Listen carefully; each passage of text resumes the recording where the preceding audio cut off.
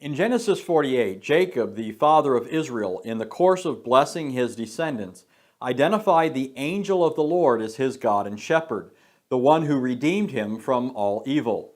He also identified the angel as the God of his fathers, Abraham and Isaac, thus giving the passage a retrospective significance, which we saw was confirmed in the lives of Abraham and Isaac, where the angel of the Lord appeared and spoke to them, and was identified both as God and someone distinct from God. That the angel of the Lord can be identified as God and distinguished from God presupposes and evidences personal plurality in the Godhead.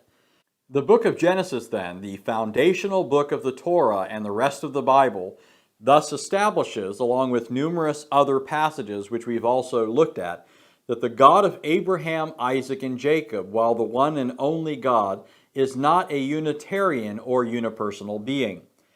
Inasmuch as Genesis 48 is also a blessing that Jacob invoked upon his descendants, praying for his God and the God of his fathers to bless his children after him, its significance is not only retrospective but prospective. It points forward as well as backwards. As we move ahead then from Genesis to Exodus, we shouldn't be surprised to find that the God of Abraham, Isaac, and Jacob reveals himself to Israel as their God and Redeemer, and that central to this revelation is the angel of the Lord, who is once again equated with God and yet personally distinguished from him. An example of this in the book of Exodus is found in Exodus 24, when the Lord summoned Moses to the top of Mount Sinai, where Israel was camped after their deliverance from Egypt through the sea. In Exodus 24:1 it says, "Then he said to Moses, 'Come up to the Lord, you and Aaron, Nadab, and Abihu, and 70 of the elders of Israel, and worship from afar. Moses alone shall come near to the Lord, but the others shall not come near, and the people shall not come up with him.'" As may be discerned from the prior context, the speaker in this passage is the Lord, which is Yahweh in the Hebrew text.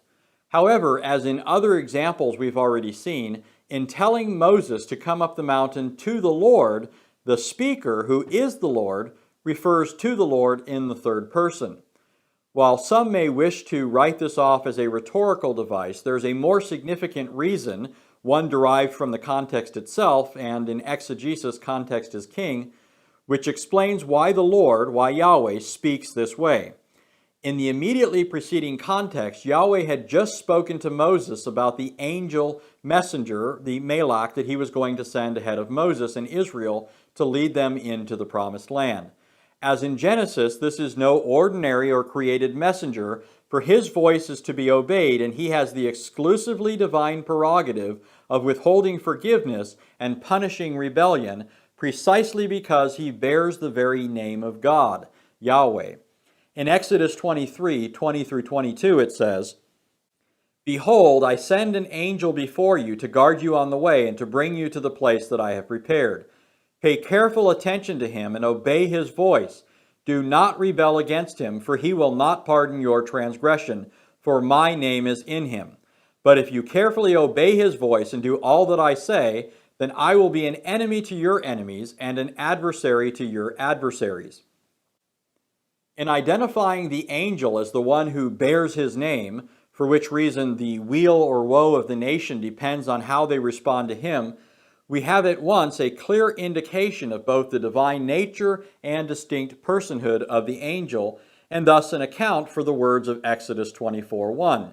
Contextually, when the Lord summoned Moses up the mountain to the Lord, he was referring to the name-bearing angel who has the authority to forgive sins, punish rebellion, and demand absolute obedience. This name-bearing angel, or Malach, is without question the angel of the Lord who previously spoke to Moses from the burning bush when he was called to lead forth the nation out of their captivity to the Egyptians. In Exodus 3 it is written, "Now Moses was pasturing the flock of Jethro his father-in-law, the priest of Midian, and he led the flock to the west side of the wilderness and came to Horeb, the mountain of God. The angel of the Lord appeared to him in a blazing fire from the midst of a bush. And he looked, and behold, the bush was burning with fire, yet the bush was not consumed. So Moses said, 'I must turn aside now and see this marvelous sight, why the bush is not burned up.' When the Lord saw that he turned aside to look, God called to him from the midst of the bush and said, Moses, Moses. And he said, Here I am. Then he said, Do not come near here. Remove your sandals from your feet, for the place on which you're standing is holy ground. He said also, I am the God of your father, the God of Abraham, the God of Isaac, and the God of Jacob. Then Moses hid his face, for he was afraid to look at God. In verse 2, we're told it was the angel of the Lord who appeared to Moses. And in verse 6, he tells Moses that he is the God of his father, the God of Abraham, and the God of Isaac, and the God of Jacob. In identifying himself as the God of the patriarchs, the angel is saying the very thing about himself that Jacob said about him in Genesis 48. Moreover, later in the context, still face to face with the angel of the Lord, who was speaking to him from the bush, verses 13 through 15 say, Then Moses said to God, Behold, I am going to the sons of Israel, and I will say to them, The God of your fathers has sent me to you. Now they may say to me, What is his name? What shall I say to them? God said to Moses, I am who I am. And he said, Thus you shall say to the sons of Israel, I am has sent me to you. God furthermore said to Moses, Thus you shall say to the sons of Israel, The Lord, the God of your fathers, the God of Abraham, the God of Isaac, and the God of Jacob has sent me to you. This is my name forever, and this is my memorial name to all generations. When he says, This is my name forever, he's referring to the name Yahweh in the Hebrew text, which is here translated as Lord. And in referring to it as his memorial name to all generations, further evidence is provided that the angel who was speaking to Moses from the bush is the selfsame angel previously identified by Jacob as his God and the God of his fathers Abraham and Isaac.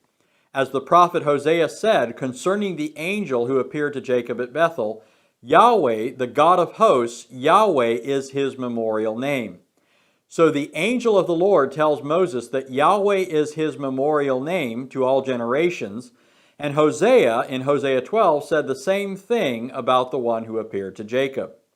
And so in Exodus 3, at the call of Moses, and Exodus 23, after Moses and the people departed from Egypt, we learn that it was the angel of the Lord who raised up Moses and used him to deliver the nation. Indeed, in Exodus 13:21 and Exodus 14:19, we're told that it was the angel of God who went before and behind Israel in a pillar of cloud by day and a pillar of fire by night, defending them from the Egyptian army and delivering them through the Red Sea. And since the angel is, as he himself said in Exodus 3:15, Yahweh, the God of your fathers, and as the Lord said in Exodus 23:20, my name is in him, it follows that the book of Exodus, like the book of Genesis, teaches that there is a plurality of persons in the Godhead, a plurality of divine persons who effected Israel's redemption from Egypt, and through that redemption made themselves known to Israel as the God of their fathers. While the God of the Bible is one, there are no other gods besides him. The one God himself is not an undifferentiated monad, but a unity of persons who share the same name, nature, and attributes and are worthy of the same worship.